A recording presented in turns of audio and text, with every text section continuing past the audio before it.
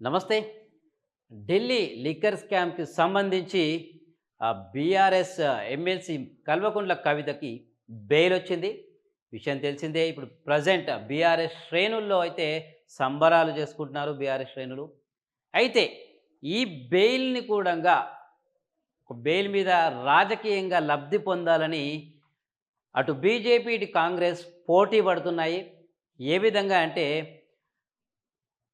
For suppose ఇక్కడ BJP Bandi Sanjay కేంద్ర సహాయక మంత్రి ఉన్నారు. హోంమంత్రి సహాయక మంత్రిగా హోం శాఖలో. ఆయన చేసిన ట్వీట్ దుమారం రేపుతా ఉంది. అంటే ఒక 160 రోజులకు పైగా వాదనలు నడుస్తూ ఉన్నాయి. విచారణ జరుగుతూ ఉంది. దాదాపు ఇవాళ 2 గంటల సేపు వాదనలు విన్న తర్వాత సుప్రీంకోర్టు బెయిల్ మంజూరు చేసింది. అది కూడా ఈడీ, సిబిఐకి సంబంధించిన న్యాయవాదులను కొన్ని ప్రశ్నలు కూడా వేసింది. అంటే మహిళ మహిళా కారణంగా బెయిల్ ఇవ్వచ్చు కదా, అవకాశం ఉంది, బెయిల్ ఇచ్చే అవకాశం ఉన్నప్పుడు ఎందుకు జాప్యం చేయడం, ఏ కారణంతోన ఆమె మిగతా స్టేటస్లన్నీ పక్కకు పెట్టి ఉమెన్ కాబట్టి ఖచ్చితంగా బెయిల్కి అర్హురాలే అనే విధంగా కూడా వారికి చురకలంటించే చురకలంటించింది కోర్టు, సుప్రీం. అలాగే ఎక్కడైతే ఏవైతే కోట్లు చేతులు మారాయి, 100 కోట్లకు పైగా చేతులు మారాయి, అలాగే సాక్షులను బెదిరించింది అనే ఆరోపణలు ఉన్నాయి. కానీ ఒక్క దగ్గర కూడా మీరు సాక్ష్యాధారాలు కోర్టుకు సమర్పించలేకపోయారు. అలాగే ఎవరు కూడా ఆమె ద్వారా ఏదైతే ఆమె సాక్షులను ప్రభావితం చేస్తుందని చెప్తున్నారు కదా, వాళ్ళైతే కూడా ఒక్కరు కూడా కనీసం కంప్లైంట్ కూడా ఇవ్వలేదు. కాబట్టి ఎక్కడా కూడా నిరాధారాలే ఉన్నాయి అనేది నడిచింది. అలాగే అటు ఈడీ, ఇటు సిబిఐకి సంబంధించి 2 కేసుల్లోనూ 2 ఛార్జ్‌షీట్లలోనూ బెయిల్ దక్కిందనమాట.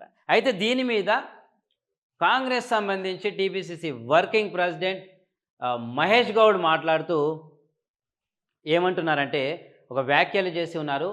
బీజేపీ, బీఆర్ఎస్ కుమ్మక్కయింది. ఆ కుమ్మక్కు రాజకీయాల వల్లనే బెయిల్ వచ్చింది. కేటీఆర్, హరీష్ రావు ఢిల్లీలో అందుకే పాగా వేశారు అనే విధంగా మాట్లాడారు. అయింది.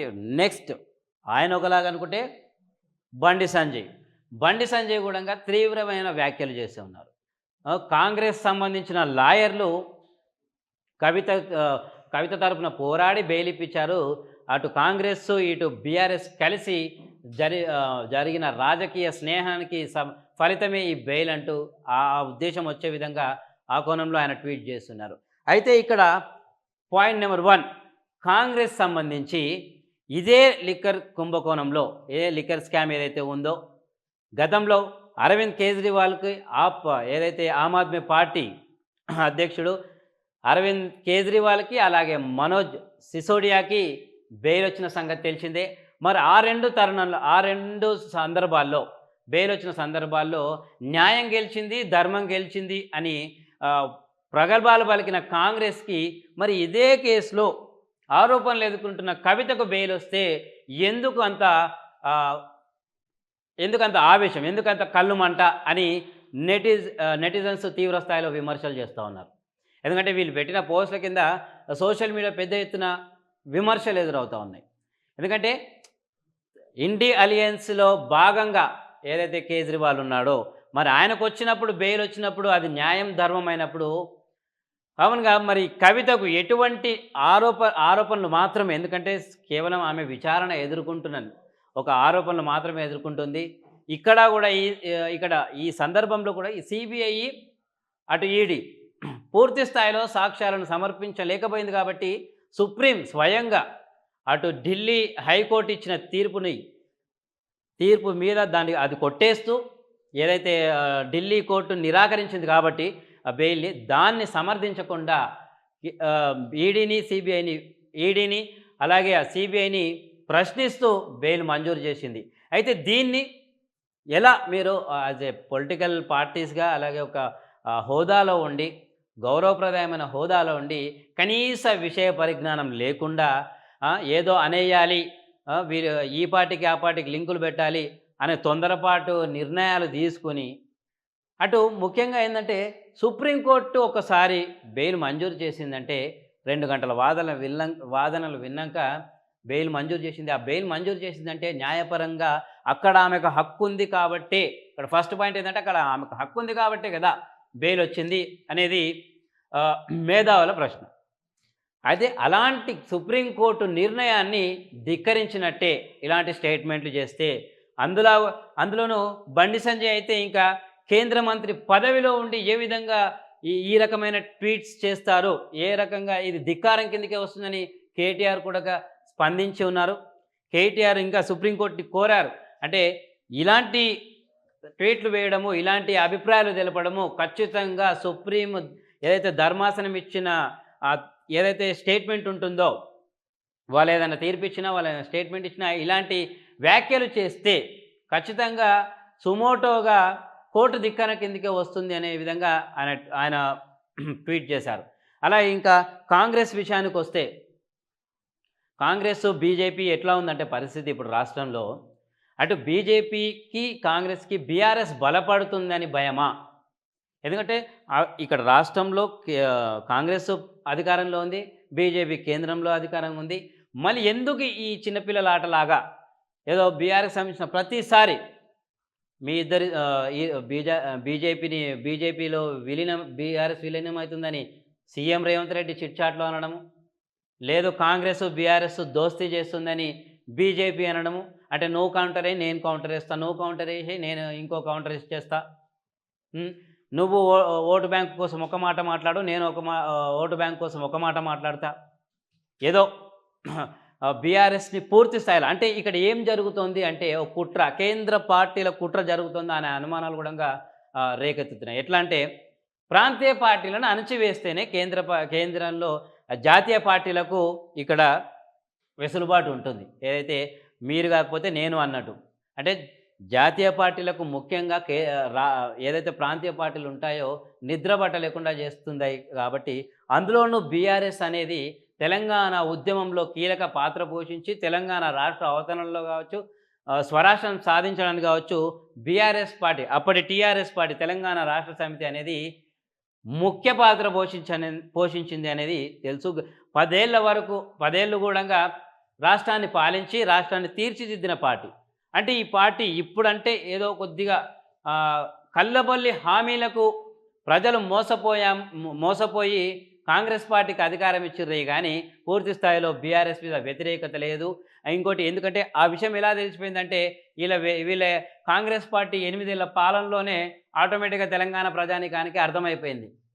ఓహో, వీళ్ళు చెప్పింది జస్ట్ హామీలు పేపర్ వరకే, లేదా మేనిఫెస్టో ప్రింట్ తీయడం వరకే అని, అంతేగాని పూర్తి స్థాయిలో అమలు చేసే పరిస్థితి ఎక్కడ కనిపిస్తలేదనేది తేటతెల్లమవుతుంది. ఎందుకంటే అటు రైతుల నుంచి నిరసన, నిరుద్యోగుల నుంచి నిరసన, మిగతా ప్రజానికం నుంచి నిరసన, రైతు బంధు, రైతు భరోసాలు ఇవేవీ లేవు, దళిత బంధు ఊసు లేదు, ఇళ్ళ పట్టాలు లేవు, రేషన్ కార్డులు ప్రక్రియ మొదలుపెట్టనే లేదు, అటు మహాలక్ష్మి పథకం పూర్తి స్థాయిలో అమలు కాలేదు, జస్ట్ ఒక ఫ్రీ బస్ తప్ప అనే ఎన్నోసార్లు ప్రజల నుంచి బైట్స్ మనం తీసుకున్నప్పుడు, వాళ్ళ ఒపీనియన్ తీసుకున్నప్పుడు వాళ్ళంతట వాళ్ళే చెప్పిన పరిస్థితి. అయితే ఇక్కడ బీజేపీది ఇంకో కోణంలో బీజేపీది ఏంటంటే, ఈ రెండింటికి ముడిపెట్టి ఇప్పుడిప్పుడే ఏదో ఎంపీ స్థానాలు గెలవంగానే 2-3 ఎమ్మెల్యే స్థానాలు గెలవంగానే వాళ్ళు మొత్తమే ఇంకా తెలంగాణ మా హ్యాండ్ ఓవర్లోకి వచ్చింది అని అనుకుని ఆ భ్రమలో ఇలాగే కాంగ్రెస్కు బీఆర్ఎస్కు అంటే లింకు లేని, పోనీ అక్కడేమైనా సాక్ష్యాలు ఉన్నాయా అంటే అది లేదు. ఒకరు ఒక మాట డైలాగ్ కొట్టగానే ఒకరు ఈ డైలాగ్ కొడుతుంటారు. అంటే ఈ పార్టీలో నుంచి సపోజ్ బీజేపీ వాళ్ళుండి బీఆర్ఎస్ కాంగ్రెస్ దోస్తీ అంటే, కాంగ్రెస్ వాళ్ళుండి బీజేపీ బీఆర్ఎస్ఏ దోస్తీ అన్నట్టు మాట్లాడుతూ ఉంటారు. అయితే ముఖ్యంగా ఇక్కడ ఫస్ట్ ఆఫ్ ఆల్ తామున్న హోదా ఏంటి, తమ పార్టీ చేయాల్సిన పనులేంటి, కేంద్రం నుంచి మీరు రావాల్సిన నిధుల గురించి మాట్లాడరు. అటు మరి బండి సంజయ్, ఏదైతే కేంద్ర మంత్రి బండి సంజయ్ ఉన్నారో, వాల్మీకి స్కామ్ గురించి నోరు విప్పలే. తెలంగాణకు బడ్జెట్ విషయంలో, కేంద్ర బడ్జెట్ విషయంలో డొల్లా సున్నా, పెద్ద గుడ్డు సున్నా తప్పిస్తే దాని మీద మాట్లాడలే. స్కామ్ల గురించి మాట్లాడరు, తెలంగాణకు వచ్చే నిధుల గురించి మాట్లాడరు. కానీ ఒక రాజకీయ కక్ష సాధింపు చర్యలాగా ఇప్పుడు బీఆర్ఎస్ పార్టీకి సంబంధించి మహిళా నేతకు బెయిల్ వస్తే ఎందుకు దీని మీద మాట్లాడతారు. అంత ఇంట్రెస్ట్ ఏంటి అంటే ప్రాంతీయ పార్టీలను అణచివేయాలన్నా, లేదా బీఆర్ఎస్ అంటే భయమా, బీఆర్ఎస్ మీద ఒక ప్రాపగెండా క్రియేట్ చేద్దామని. ఇక కాంగ్రెస్ అయితే ఇప్పుడు అద్దంకి దయాకర్ కూడా కొన్ని వ్యాఖ్యలు చేసి ఉన్నారు. అంటే కవితను రాజకీయంగా వాడుకుంటున్నారు, బలిపశువైంది అది అని. ముఖ్యంగా మీకు ఓట్లేసి జనాలు బలిపశువులైనారు అని అనుకోని జనాలు బాధపడతా ఉన్నారు. వాటి మీద మీరు రుణమాఫీ ఎందుకు కాలేదంటే దాని మీద ఒక స్టేట్మెంట్ ఇవ్వరు. పూర్తి స్థాయిలో కాలేదు అంటే దాని మీద స్టేట్మెంట్ ఇవ్వరు. అలాగే వాల్మీకి స్కామ్ గురించి డైరెక్ట్ కాంగ్రెస్ నేతలకు సంబంధం ఉంది, దానికి సంబంధించిన బ్యాంక్ అకౌంట్‌లో పడ్డాయంటే దాని మీద ఒక మాట మాట్లాడరు. అలాగే కర్ణాటకలో కాంగ్రెస్ ఇట్లా ఉంది, మరి తెలంగాణలో పరిస్థితి ఏందంటే దాని మీద మాట్లాడరు. దళిత బంధు గురించి ఎంతోమంది ప్రజాపాలన ప్రజా వేదిక ఏదైతే ప్రజాభవన్ దగ్గరకొచ్చి వాళ్ళు మొరబెట్టుకుంటే దాని మీద మాట్లాడరు. కానీ రాజకీయ జ్యోతిష్యం మాత్రం చెప్తూ ఉంటారు అని ఏదైతే సోషల్ మీడియాలో జనాలు పొట్టు పొట్టు తిడుతున్నారు పరిస్థితి. అటు కాంగ్రెస్, బీజేపీ తెలంగాణకు ఏం చేయాలి, తెలంగాణను ఎట్లా డెవలప్మెంట్ చేయాలి, ఓవైపు ఇక్కడ తెలంగాణలో ఎంతోమంది సబ్బండ వర్గాలకు ఏ విధంగా న్యాయం చేయాలి, రుణమాఫీ ఊసు లేదు సరిగ్గా, రుణమాఫీ పూర్తి స్థాయిలో కాలేదు, మిగతా రేషన్ కార్డుల పరిస్థితి ఏంది, ఏదైతే ఉపాధి కల్పించే వెసులుబాట్లు లేవు ఇక్కడ, హామీలు నెరవేర్చలేదు, వాటి మీద దృష్టి సారించకుండా ఈ బెయిల్ వచ్చినందుకు ఈ రాజకీయాలు ఇప్పుడు అంటే ఈ మాటలేంది, ఈ వంకర మాటలేంది, ఈ చీప్ రాజకీయాలేంది అని పెద్ద ఎత్తున విమర్శలు వస్తూ ఉన్నాయి. మరి చూడాలి మరి బీఆర్ఎస్ దీన్ని ఈ అంటే ఆల్రెడీ బీఆర్ఎస్ కూడా చాలాసార్లు తిప్పికొట్టింది. అంటే వాళ్ళకే విసుగొస్తుందన్నమాట. ఏదో ఎట్లున్నదంటే గాలివార్తలన్నిటికీ సమాధానాలు చెప్పే ఓపిక కూడా అందరికి ఉండదు. మరి చూడాలి మరి దీని మీద ఇప్పుడు ఏదైతే కవిత హైదరాబాద్ చేరుకున్నాక అటు మరి బీఆర్ఎస్ వర్కింగ్ ప్రెసిడెంట్ కావచ్చు, ఇక బీఆర్ఎస్ నేతలు కావచ్చు ఏ విధమైన కౌంటర్ ఇస్తారో చూడాల్సి ఉంది.